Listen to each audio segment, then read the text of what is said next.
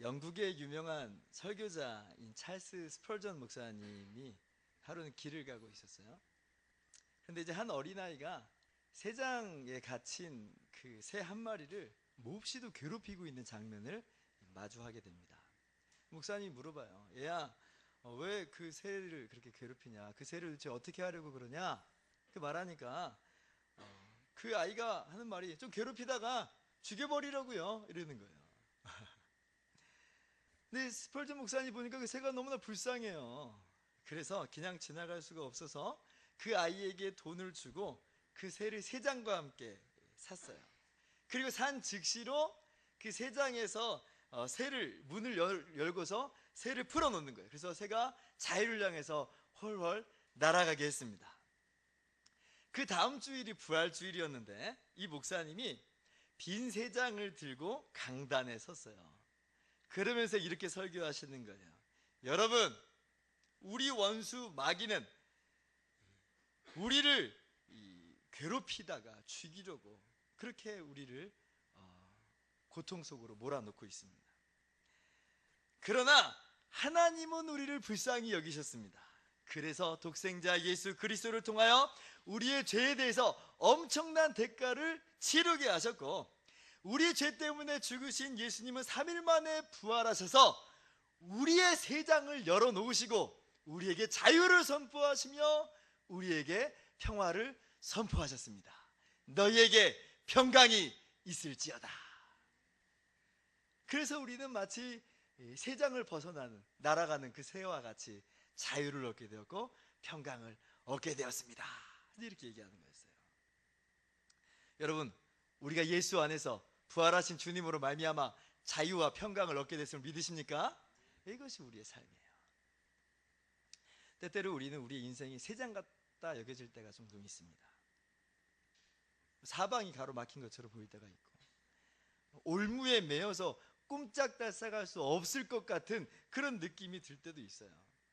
때로는 정말 그것이 죄악의 질고이기도 하고요, 죄악의 수렁 속에서 우리가 허우적거리는 우리들의 모습일 수도 있어요. 답답함, 억눌림, 그런 것들, 숨쉬기 어렵게 느껴질 정도로 우리의 삶이 그렇게만 정말 어둡게만 여겨질 때가 있단 말이에요.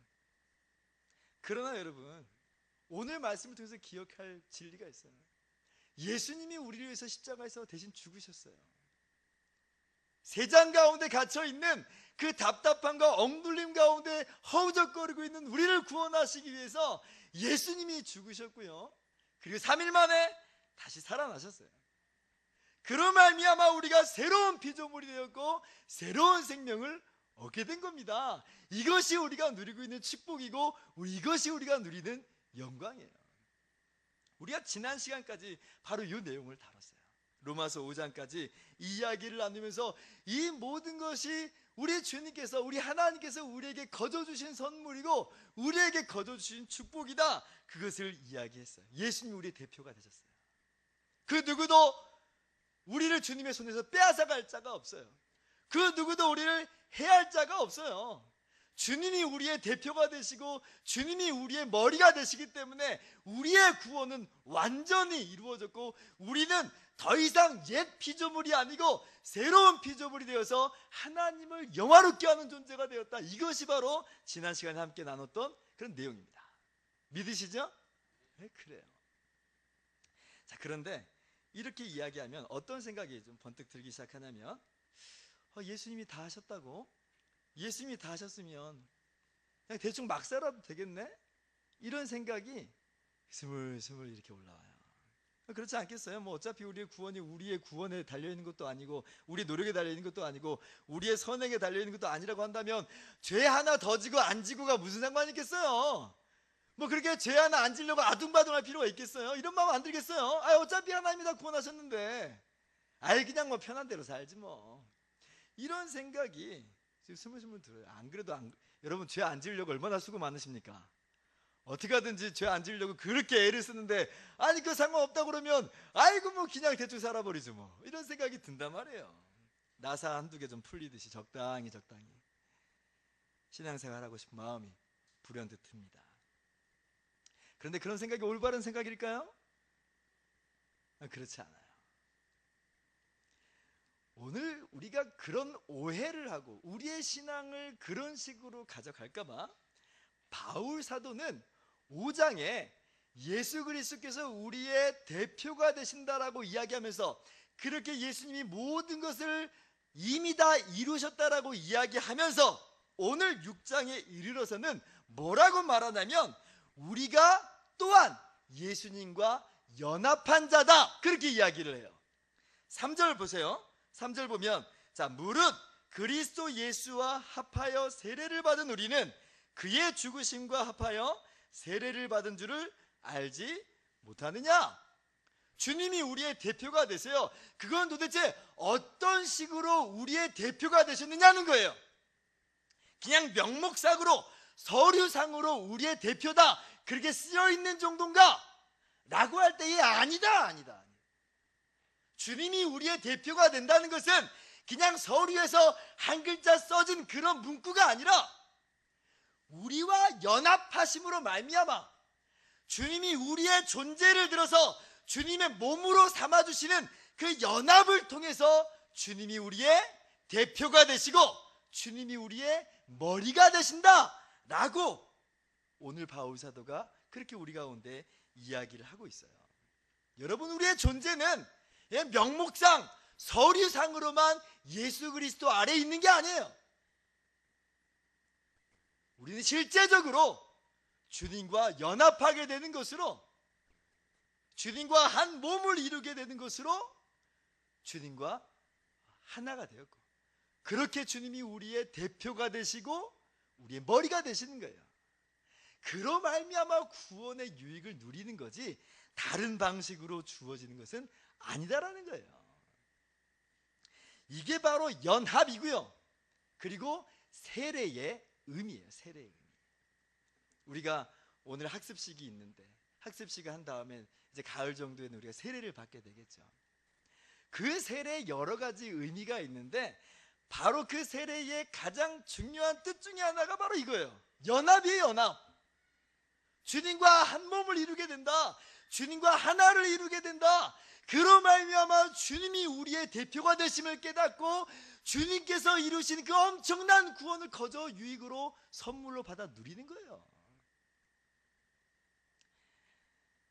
제가 지금 물세례를 받을 때에서야 비로소 예수님과 연합하게 된다고 말씀드리는 건 아니에요. 물세례는 상징이에요. 상징. 이 세례에 진짜 실체가 있는데 그건 뭐냐면 성령 세례예요. 성령 세례. 성령으로 말미암아 우리가 세례를 받는 것, 이것이 물세례의 실체예요. 고린도전서 12장 13절 보면 보세요. 우리가 유대인이나 헬라인이나 종이나 자유인이나 다 한 성령으로 세례를 받아 한 몸이 되었고 또 다 한 성령을 마시게 하셨느니라. 이게 물세례의 실체예요. 우리가 어떻게 해서 주님과 한 몸을 이루게 됐는가? 우리가 어떻게 해서 주님과 하나를 이루게 됐는가? 성령으로 세례를 받음으로 말미암아 우리가 주님과 하나를 이루게 되는 거예요. 물세례는 거기에 대한 징표고요. 성령 세례가 원형이에요. 마치 비유를 한다면 그런 거예요. 성령 세례를 결혼식이라고 한다면 물세례는 결혼 반지와 같은 거예요. 결혼 반지. 아마 결혼 반지 낀다고 해서 안 낀다고 해서 결혼하고 안 하고 그런 거 아니잖아요. 그러나 결혼 반지를 보면서 우리가 결혼했구나, 우리가 하나가 되었구나, 우리가 한 몸을 이뤘구나, 그런 깨닫는 거예요. 세례의 의미는 바로 우리가 주님과 얼마나 분명하고도 확실하게 연합되어 있는가, 그걸 보여주는 거예요. 그걸 보여주는 거예요. 우리가 구원받았다라고 하는 사실은 그냥 한 글자 쓰여진 잉크로 이 글자 써듯이 그렇게 구원받은 게 아니라는 거죠. 너무나도 분명하고 실제적으로 우리의 전 존재가 주님과 하나를 이루게 되는 것으로 구원받은 것이다. 세례는 그것을 일깨워주는 거고요. 우리는 그러한 연합으로 구원을 얻게 됐다는 거죠. 이것이 오늘 말씀이 주는 교훈이에요. 그러므로 우리가 오늘 말씀을 통해서 깨달아야 될 귀한 교훈은 뭐냐면 우리가 주님과 연합한 자라고 한다면 주님의 죽으심과 연합한 자이라는 사실을 믿으시기 바랍니다.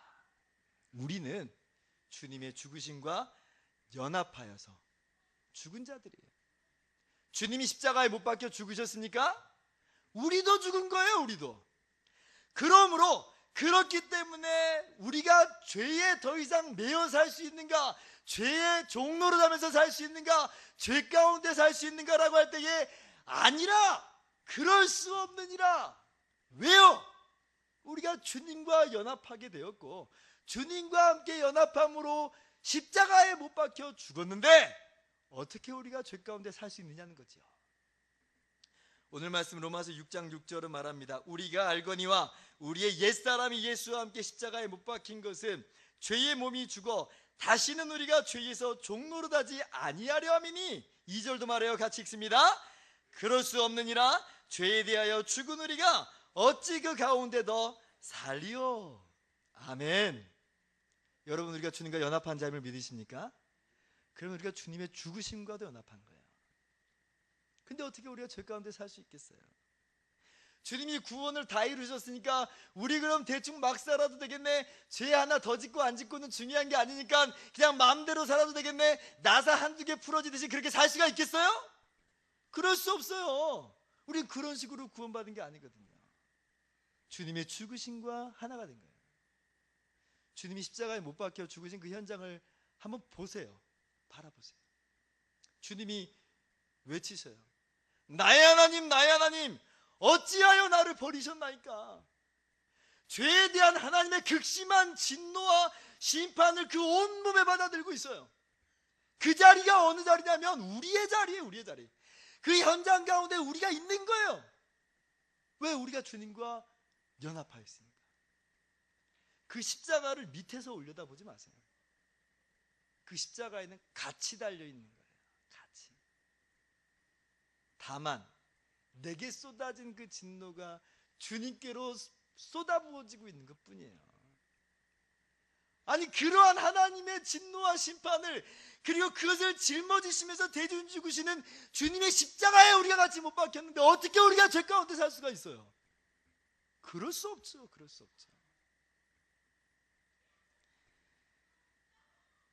죄와 짝지었던 우리, 죄와 타협했던 우리, 죄를 즐기며 살았던 우리도 십자가에 못 박혀 죽었습니다. 갈라디아서 5장 24절은 그래서 이렇게 이야기합니다. 같이 읽습니다. 그리스도 예수의 사람들은 육체와 함께 그 정욕과 탐심을 십자가에 못 박았느니라. 아멘. 여러분은 못 박혀 죽은 거예요. 믿으셔야 돼요. 자꾸 살아있는 것처럼, 죄에 대해서 여전히 살아있는 것처럼 여길 때가 있는데 전혀 그렇지 않아요. 우린 죄에 대해서 죽은 자들이에요. 그러므로 죄 가운데 살아갈 수 없지요. 때때로 우리가 넘어짐이 있을 수 있지만 그 가운데 살 수는 없는 거예요. 죄와 싸울 수밖에 없는 우리 안에 주님과의 연합함이 있어요. 죄와 힘써 싸우시는 저와 여러분 되기를 바랍니다. 그럼 주님의 연합함은 죽으심과만 연합함이냐? 아니에요. 우리가 주님과 연합했다라고 할 때는 두 번째 교훈이에요. 우리가 주님의 살아나심과 연합한 자임을 믿으시기 바랍니다. 우리가 주님과 함께 연합함으로 우리도 살아나는 거예요.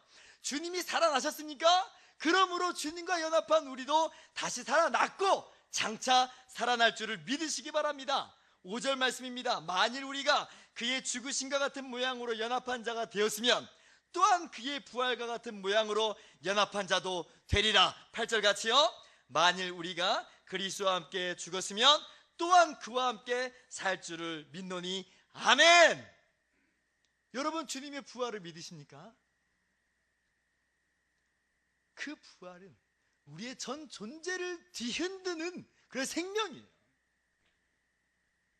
주님의 죽으심이, 우리의 죽음이 단순히 그냥 서류상으로만 죽음이 아니고 우리의 존재에서 벌어진 일이라고 한다면 주님의 부활도 우리의 존재 안에서 일어나고 있는 생명이에요. 일어나고 있는 힘이에요. 그러므로 그 어떤 것도 우리를 해할 수가 없고 그 어떤 것도 우리를 무너뜨릴 수가 없어요. 왜? 주님의 부활의 생명이 우리 마음 가운데, 우리 영혼 가운데 새겨졌기 때문에 그렇습니다. 그 어떤 것이 우리를 넘어뜨릴 수가 있어요. 이제는 우리가 전과 같은 삶을 살아갈 수가 없어요. 전에는 좌절하고 절망하고 허우적거리며 살아갔지만 이제는 그럴 수 없어요. 이젠 달라요.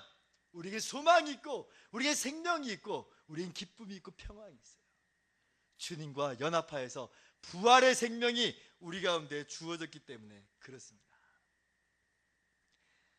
지난주에 부활이라는 영화를 관람을 했어요.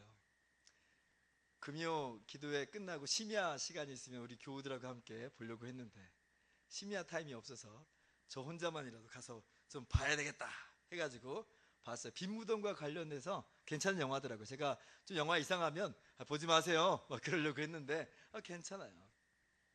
그런데 그 영화 중에 명대사가 몇 개 있는데 그 중에 하나가 뭐냐면 이 예수님의 시체를 찾아다니는 그 주인공이 그 시체를 찾아다니다가 부활하신 주님을 이렇게 맞닥뜨려요. 주님을 만나요. 얼마나 혼란스럽고 얼마나 충격이겠어요. 자기 눈으로 예수님 죽은 걸 똑똑히 봤는데 그 주님이 버젓이 살아서 지금 자기 눈앞에 보이는 거예요. 그때 그가 하는 말이 이거예요. 다른 사람에게 이렇게 얘기합니다. 더 이상 예전처럼 살 수 없을 것 같습니다. 확실한 것은 이제부터 내 삶은 이전의 삶과 달라졌다는 것입니다. 이게 그 대사예요. 너무 멋지다고 생각했어요. 부활의 주님 만난 사람, 부활의 생명을 얻게 된 사람은 우리의 존재가 주님과 함께 부활한 사람들은 이전과 같이 살아갈 수가 없어요. 넘어짐이 있을 수 있습니다. 그러나 엎드려질 수가 없는 거예요. 다시 일어날 수가 있어요. 왜 그렇습니까? 우리 안에 부활의 생명이 심겨졌기 때문에 그래요. 눈물이 없냐고요? 아니요, 눈물이 있을 수 있어요. 고통이 없냐고요? 고통이 있을 수 있어요. 그러나 그런 것들에 잠식되질 않아요. 그런 것들에 멸망하지 않아요. 왜냐하면 그 모든 것을 이긴 부활 생명이 우리 가운데 있기 때문에 그래요. 고린도전서 15장 55절을 말합니다.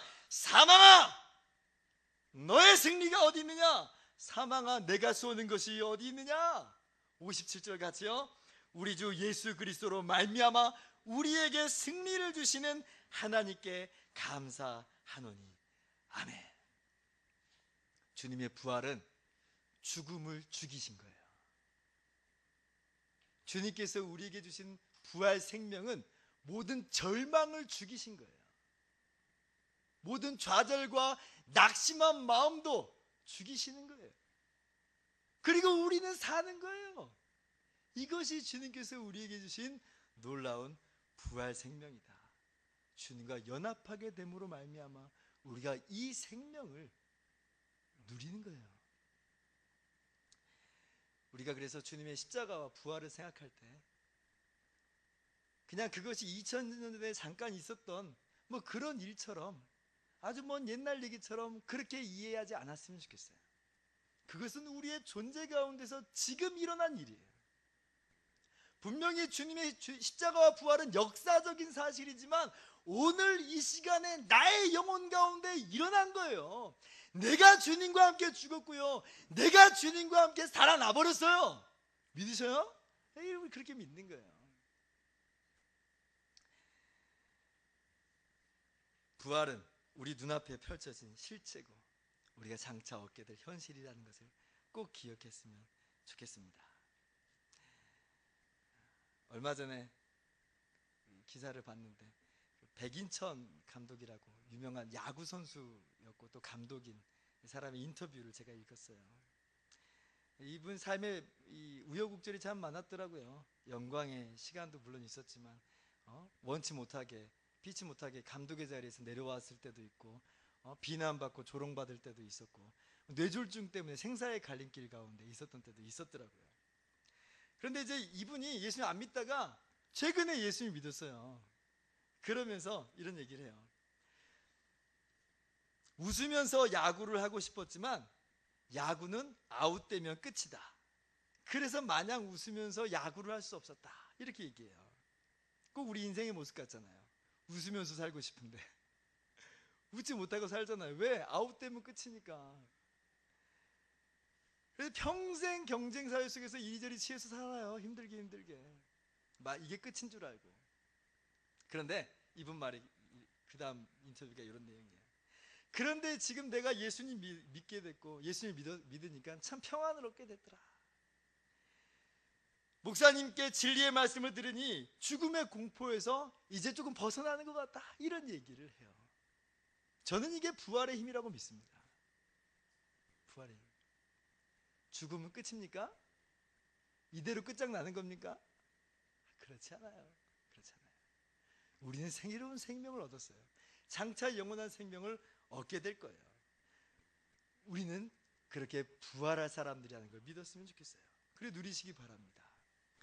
미국의 인종차별이 심하던 1955년에 뉴욕 오페라 하우스에서 한 흑인 여가수가 노래를 불러요. 거기선 흑인이 노래를 부르질 않는데, 부른 역사가 없는데 흑인 여가수가 노래를 불러요. 마리아 앤더슨이라는 흑인 여가수예요. 근데 그 당시는 여전히 흑백 차별이 있으니까 여전히 편견이 있고 차별이 있고 시련이 있고 어려움이 있어요. 그런데 이 마리아 앤더슨은 정말 그 상황 속에서도 절망하거나 좌절하지 않아요. 기자들이 묻습니다. 아니, 그렇게 편견과 차별이 많은데 어떻게 희망을 잃지 않고 이렇게 우뚝 설 수 있습니까? 라고 말하니까 이 마리아 앤더슨이 하는 말이 이 이야기, 부활신앙 때문이에요. 부활신앙 때문이에요. 나는 그리스도와 함께 부활할 것입니다. 백인들이 나를 멸시하고 청중들이 나에게 야유를 하고 계란을 던지고 할 때도 나는 언제나 십자가를 바라봤습니다. 날 위하여 십자가의 고통을 참으시고 무덤에 들어간 예수님은 결국 죽음을 이기고 부활하셨으니 나도 그리스도와 함께 부활할 것입니다. 이것이 주님과 연합한 사람의 모습이에요. 나도 그리스도와 함께 부활할 것입니다. 말씀을 마치도록 하겠습니다. 우리가 어떤 식으로 구원을 받았는가? 그리스도와 연합함으로 구원받은 거예요. 그리스도와 연합함으로 주님이 우리의 대표자가 되시고 머리가 되셔서 끊임없이 그분으로부터 생명력이 공급되는 식으로 구원받은 거예요. 그러므로 그 어떤 것이 우리를 좌절하게 하거나 넘어뜨릴 수가 있나요? 이 부활의 소망 가지고, 부활의 능력 가지고 승리하며 나가는 저와 여러분 되기를 바랍니다. 말씀 마치도록 하겠습니다. 로마서 6장 11절 말씀 같이 읽어봅시다. 시작. 이와 같이 너희도 너희 자신을 죄에 대하여는 죽은 자여 그리스도 예수 안에서 하나님께 대하여는 살아있는 자로 여길지어다. 아멘. 우리는 주님과 함께 죽었습니다. 우리는 주님과 함께 살았습니다. 주님과 함께 죽었기에 죄에 대해서 죽는 삶을 사시기 바랍니다. 주님과 함께 살았기에 영원한 부활 소망 가지고 승리하며 나가는 저와 여러분 되기를 바랍니다. 이것을 그냥 서류상으로 그냥 문자적으로만 아니라 실제적으로 전 존재 안에서 믿음으로 받아들이시기 바랍니다. 우리는 예수님께서 어제 돌아가신 것처럼, 그리고 오늘 아침에 다시 살아나신 것처럼 살아가는 거예요. 그러한 실제적인 유익과 은총을 누리시면서 살아가는 저와 여러분 모두 되기를 주님의 이름으로 축원합니다. 기도하겠습니다.